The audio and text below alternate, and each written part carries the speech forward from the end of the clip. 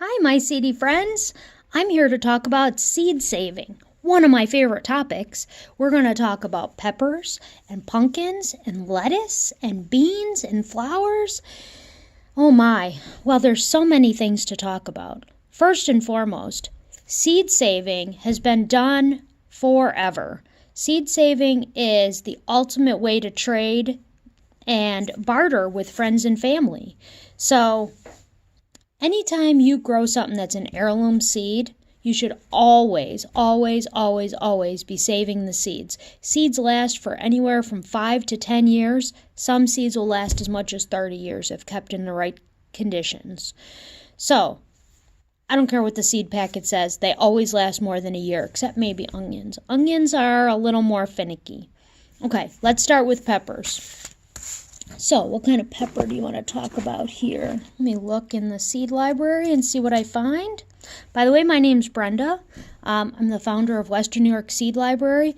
Love talking about seeds, love saving seeds, love sharing seeds, love giving seeds away. It's great. So, here's a packet that someone donated. See what that says? It says Sweet Million Hybrid. This is a packet of seeds of peppers. You would not want to save these because it's a hybrid. That doesn't make it genetically modified. That makes it a hybrid. Hybrids are when they take two parents and they mix them together to get a specific plant. So, if you were to save the seeds from these plants, you could, but you're not going to get the exact same thing. You're going to get something a little bit different. Here's another one, an Aruba hybrid pepper. So, what you want is an heirloom pepper plant. Let me look in here. Of course, I should have got one of these out ahead of time, but I didn't. Okay, so I can't find one. I'm sure they're in there, but so one that I know off the top of my head is California Wonder. That is a nice big green pepper. You know, most people who have done any cooking at all in the kitchen have seen pepper plants. So, you take out your green pepper, you're getting ready to make dinner, you cut it open, it's loaded with seeds. Take those seeds, put them on a paper plate, label them California Wonder green peppers, leave them there for 2 weeks or longer, not in direct sun, not in a hot area, not near your stove. And you're going to, no barking, Charlie. Sorry. Okay, I'm back. I don't know if you could even tell I was gone. I'm not really like a whiz with the camera or nothing. Okay, so you're going to take your peppers, you're going to cut it open, you're going to take all the seeds, you're going to pull them off that middle hub, set them on a paper plate, label them, and now you'll be able to grow hundreds, just from one pepper, hundreds of pepper plants for next year. So therefore, since you have such a plethora of seeds, it'll be super easy for you to share them with neighbors, share them with friends. You grew sweet peppers, maybe your neighbor grew cayenne peppers. You guys could do a seed swap. Maybe you like mini bell peppers. Maybe you like scorpion hot peppers. Maybe you like chocolate peppers. So you can start doing the whole seed trading once you have plenty of seeds to trade. Okay, so that was peppers. Hopefully that was helpful. Next, we're going to talk about squash or pumpkins. Pumpkins. So, how many people here have ever carved a pumpkin? You know you have. You know you saw the seeds. So, if you're not going to take the seeds, rinse them in a colander, and put them on a cookie sheet with salt, and roast them in your oven to make roasted pumpkin seeds, then you definitely should be putting them in a colander, rinsing them off, putting them on a paper plate, and drying them, and have thousands of pumpkin seeds to give to everybody you know.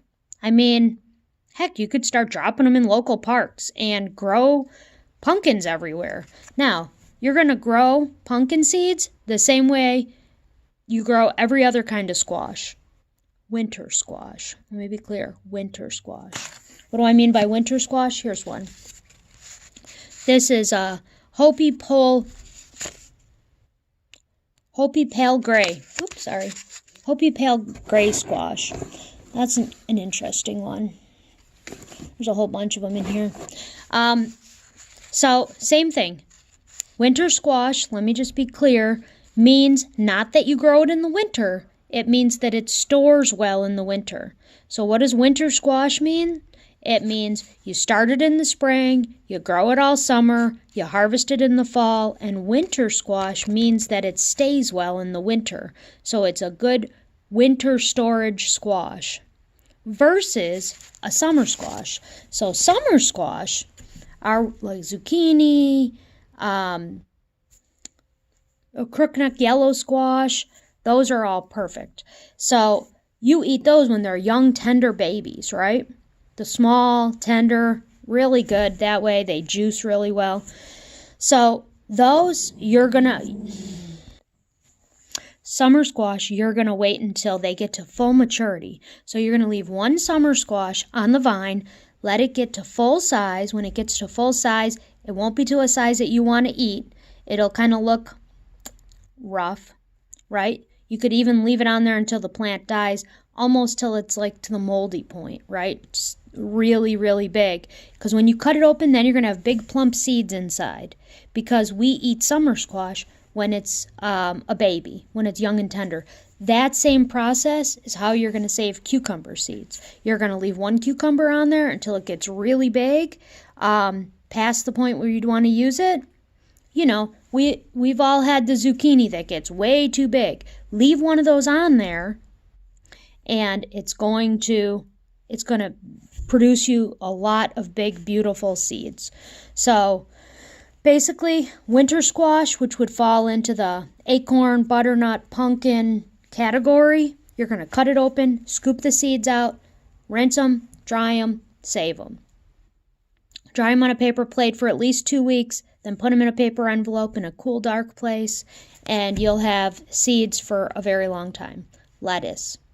Okay, next we're going to talk about lettuce. If you've ever grown lettuce and it does something called bolting, you know, where it shoots the long stalk up, and then it gets all the little seed pods that come off. They kind of look like little bean pods, but miniature.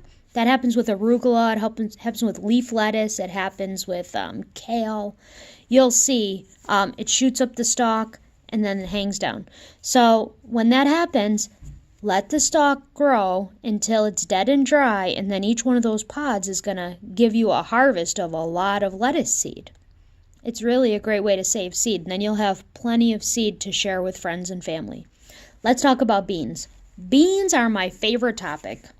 Anyone who knows me knows I love to talk about beans. So what do we have in the seed library right now as far as free seeds? We have aldehyde. I'm sure I'm not saying that right. My personal preference, and I'm sure I have some in here, are... Oh, here we go. These are my favorite. I put these in here from my own garden. Rattlesnake pole beans. So, there's two main kinds of beans. There's pole beans and bush beans. So, I even put right on the back. Then you can eat these as a green bean or as a dry bean, because we grow pole beans and bush beans, and most people grow pole beans and bush beans to eat as tender young green beans. But did you know that you can eat these as tender young green beans, or you could plant these, leave them in the ground, let them grow until the end of their life cycle, until they're dead and dry on the vine, pull the whole plant, put it in your garage in a basket, let it dry out, and now you have some beautiful little pinto beans. Now the dried pinto beans you would eat any way you would eat dry beans, you know, ham and beans, bean soup, anything like that, refried beans. This is true for black beans, white beans, kidney beans, and most importantly, you can buy the beans at the grocery store, the dry beans, and they're going to be bush beans, okay? So just know that if you buy beans from the grocery store, if they germinate because they were grown in this country, you know, do a germination test, find out if they're going to be viable. If they are, like say you buy a big bag of dry kidney beans, right? Put a couple of them in a wet paper towel in a Ziploc bag, leave it on your counter. If they burst open and start growing, that's a germination test. That means they have germinated, so they can be planted in the ground. So take the rest of that bag of kidney beans and plant them. Nice little rows wherever you have free space in your garden. They're going to get about 1 foot to 2 foot tall, stand up on their own. The beans are going to grow. The pods are going to die and dry when they get to the end of their life cycle, and then you're going to have kidney beans inside. So basically, the only thing you're doing is planting them and harvesting them. Couldn't be easier. Those are bush beans. Pole beans are, I like even better, because pole beans, you're planting them, and then you're letting them climb up the vine, right? They need a trellis, they need a fence, they need pour trailing, they need something they can climb up, like Jack and the Beanstalk. They're going to climb up, and you can either eat them as green beans, or you're going to eat them as pole beans. So when you start looking at beans, see how these specifically say rattlesnake pole beans, so that people know that they are a pole bean. They're not a bush bean, because you're going to plant them someplace different. I'm going to plant these, next to a post that they can climb up and circle around, or I'm going to plant them next to my fencing. The other ones can be out in the middle of a field, and as long as they're planted, they're going to grow up. Beans. Buy them once, save them for life, give them to everyone you know, eat them. Beans, beans, beans. The perfect food. Also, high in protein, easy to grow, tastes great. You can eat them as a green bean, you can eat them as a sprout, you can eat them as a dry bean, like a pinto, kidney, things like that. So, hope that answers all your questions on beans. I have a lot to say more on it, but I'm going to stop there. And I'll do another one on flowers and herbs. Another little talk so that these videos aren't too terribly long and boring. Let me know what you think.